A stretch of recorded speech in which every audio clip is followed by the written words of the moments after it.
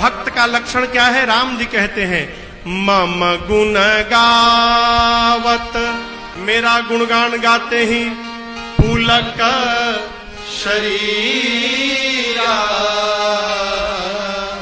शरीर रोमांचित हो जाए, गद गद गिरा, वाणी गदगद हो जाए, यानी शब्द समाप्त हो जाए।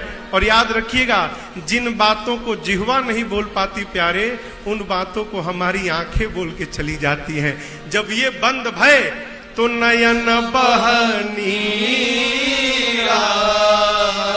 ये भगवान के भक्त का लक्षण है। बाबा सुने श्री रघुनाथ रूप उर आवा, परमानंद अमित सुख पावा।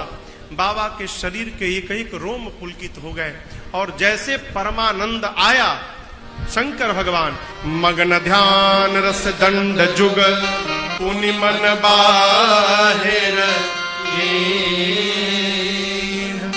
रघुपति चरित महेश तब हर्षित बरन।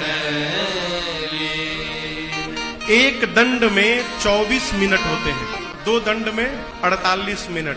भगवान शंकर मां के प्रश्न को सुनने के बाद 48 मिनट के लिए ध्यान में प्रवेश कर गए। अब इसके बाद बस समाधि बची है। ध्यान के बाद समाधि में गए तो कब आएंगे पता नहीं है।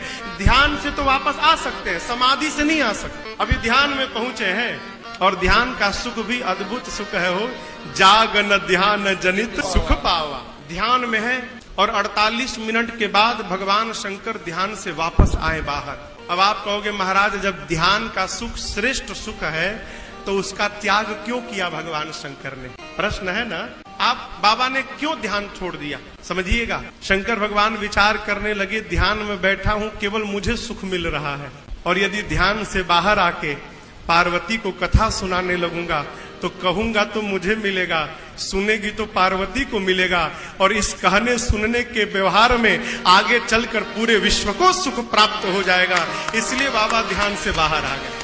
परमार्थ क्या हो? अपने स्वार्थ का त्याग करके जो दूसरों को सुखी करने में लगा हुआ है, वो जीव परमार्थ में लगा हुआ है। कई लोग कहते हैं कि त्याग करो, अरे त्याग वाग मत करो। पथिक के प्रवचनों को सुनकर त्याग मत करना, घर परिवार मत छोड़ना। क्यों? तुम्हारी औकात क्या है त्याग करने की? तुम होते कौन हो छोड़ने वाले? तुम तो छोड़ो मत, केवल घर में बैठकर ये देखते रहो कि तुमको कौन कौन छोड़ता है और कब कब छोड़ता है। तुम क्या छोड़ोगे? जिसको जिसको अपना माने हो सब छोड़ के चले